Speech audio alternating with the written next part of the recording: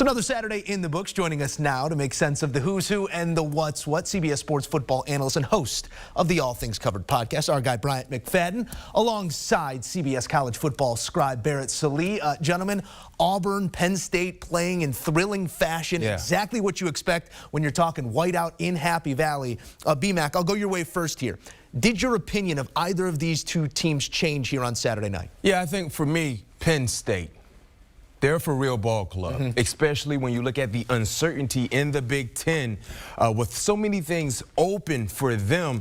They're a real ball club. I really like the energy they were able to display tonight. Sean Clifford made some nice plays. You know, I had my reservations with Clifford as a quarterback, but he made some big-time throws. The moment never became too big for him. And defensively, they did what they were supposed to do, especially against Auburn's passing attack. Bo Nix only had 185 yards throwing the football. That's not going to get the job done, Joe and Barrett, in that type of atmosphere. And these guys harassed Bo Nix. They gave up some yards on the ground.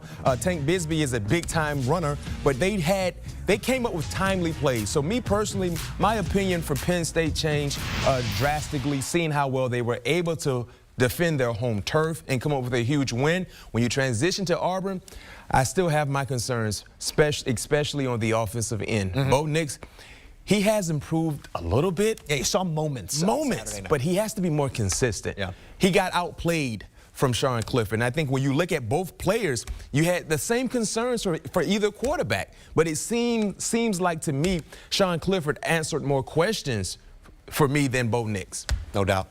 Barrett, as you take a look at what we saw here on Saturday night, when you sort of put these two teams up against the numbers next to their name, whether that be 10, 11, 22, wherever they're standing, do you think either one of these teams is overranked, underranked, bound to make a big move here in the week to come?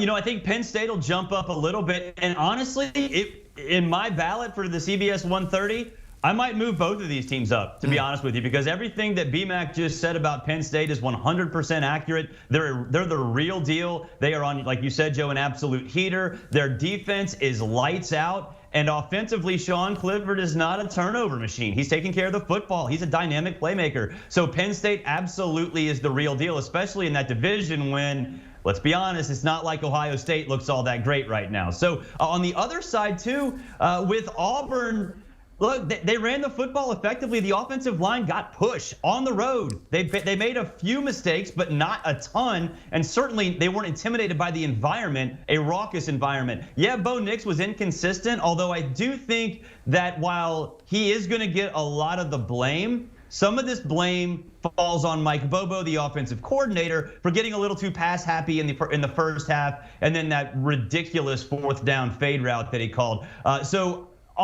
Excusing that, I think this Auburn team is still the primary threat to Alabama in the SEC West. Now, they're still light years away from Alabama, but I came away impressed with both these teams. They're two really good football teams that, in my mind, are at least top 20, and in Penn State's case, certainly in the top 10. You bring up a goal-to-go situation there and the decision to throw the fade route. I see that, and I raise you a two-point conversion that really didn't have a whole lot of nuance to it either. We're taking the conversation here to the SEC game on CBS. Florida, Alabama going at it. A two-point conversion there is the difference between the Tide and the Gators. Tim Tebow, still the last Florida QB to take down the Tide. Different conversation for a different day here, but bigger statement today, Barrett. Bama's composure in the swamp, again, sort of offering a bit of credence to the loser, or excuse me, to the victor here in this situation, or Florida sort of being a team primed to play with anyone in the country right about now. Yeah, I think the bigger statement's on the Florida side. I mean, Bama's Bama. We know what they are. They're probably going to win the West. And, you know, yeah, Bryce Young went on the road. And, look, they got punched in the mouth, and they found a way to get the job done in Bryce Young's first career road start. So, yeah, they get the credit for that. But I honestly did not think that Florida had that kind of offense in them. I thought that Dan would fall too much in love with Emory Jones as a passer, because it seems like he's been trying to force that on Emory Jones. And look what he did. He made a massive adjustment in the second half. They ran almost exclusively zone read, and it worked. For me, the bigger and it picture worked to perfection and kept them in that ball game. So at the same time, their defense was lights out against a really, really good Alabama offense, especially the Alabama running game. So look, I mean, Alabama, it wasn't their greatest game. They needed something like that. Nick Saban's going to love being able to yell at his players because of that performance all week. But for Florida, you look around the SEC East, yeah, Georgia looks pretty darn solid. But if Florida can play defense like they did against Alabama, and that surprised me because Todd Grantham, in my mind, is not a very good defensive coordinator, but they played really well. They played fundamentally sound. If they can play defense like that and continue to develop this offense, then I think they're going to be a tough out in the SEC East. I don't think they'll beat Georgia, but I thought they were much closer to being a third-place team than a first-place team, and I think that's wrong now. They look at least like they can give Georgia a shot in that division. Well, the bigger picture for me is Roll Tide. And the reason why I say that is because this was their first legit test, right? Especially for Bryce Young. You know, making his third start officially on the road, a very, very hostile environment, the moment never was too big for him. I mean, he had 3 touchdowns in the first quarter. Now, things slowed down throughout the ball game, but yet and still, as an individual player, 240 yards, 3 touchdowns. Yeah. They will continue to get better offensively.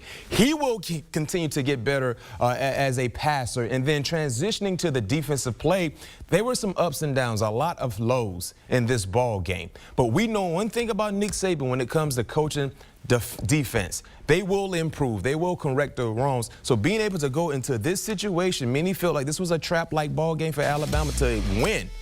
By any means necessary, it's clearly a huge accomplishment for them. This is still a fairly young team. Let's keep it real. They lost so many key contributors from that championship team a year ago. They're a fairly young team, and they will learn from this experience. And anytime you can learn from a win, you're in a great situation. And anytime you can learn from a guy who walks by a statue of himself on the way to work, you're also in a very good situation. Yeah. We'll see how the Tide continue to come into form here. As we know, they are the gold standard right now. Let's talk about some of those gold standards, or those at least in the conversation with Alabama. Really weird day for the powerhouses, guys. Bama wins in a 2-point conversion stop. Yep. Oklahoma survives a trip to the deep end with Nebraska. Ohio State gets stretched out by Tulsa. Clemson, a near miss against Georgia Tech. Guys, we know it's not just if you win ball games in college football, but the manner in which you win those ball games. What do you make of some of these close calls for a number of the top teams in the country? And BMAC, who do you trust right now 3 weeks in? I love it, college football. When we talk about the parity or the lack thereof, you don't know what to expect right now, only for maybe 1 or 2 teams in college football. So I love it. But the teams that I trust the most, Bama and UGA.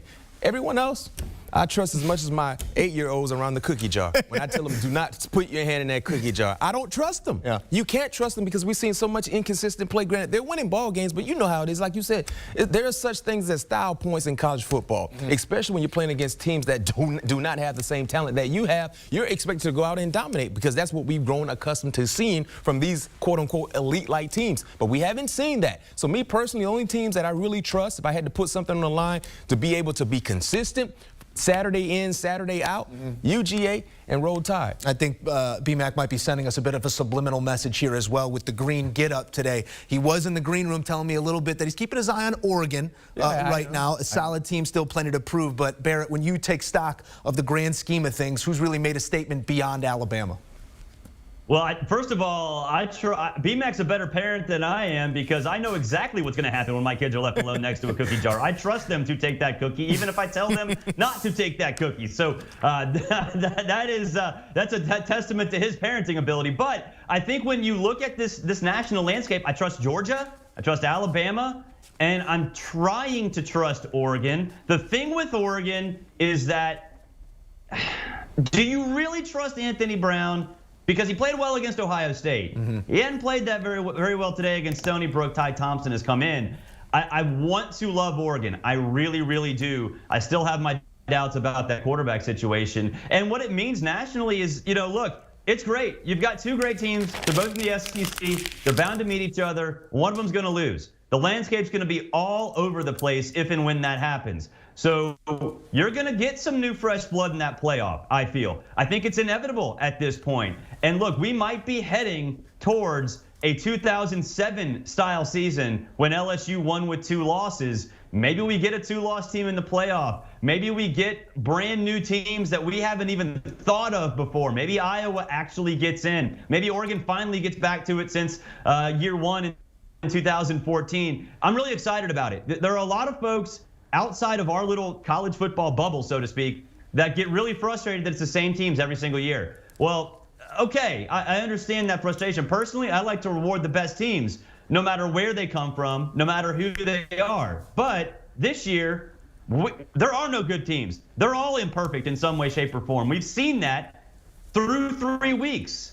So the great part of this season for the next 10 weeks is which of those teams figure out how to mask those imperfections. Which one of these teams solves the issue, solves the riddle? It's going to be fascinating. I think we're shaping up for one of the most interesting and most dynamic college football seasons in recent memory. I can't wait. Through 3 weeks, the fact that we kind of scratch our heads and say, who's good? Everyone kind of stinks a little bit. Everyone has their moments where you scratch your head. That's awesome. I love this sport for that. Let's put it in TV terms and say, throw out the rundown. We're going to see how it all plays out here over the next Crank up those ratings. Weeks. That's it. Each and every week, we'll be breaking it down here with BMAC and Barrett. Sallee. Thank you, gentlemen. All right, let's take another look, as we always do, at the All Things Covered podcast. Patrick Pearson, our guy BMAC, breaking things down each and every week, sitting down with some of the biggest names in sports and entertainment for conversations you will not want to miss. Download, subscribe, and enjoy All Things Covered. Do you want a sports network that delivers everything that matters about the game? The highlights, the picks, the instant analysis, no yelling, no fake debates, no politics. Hit the subscribe button and never miss a moment.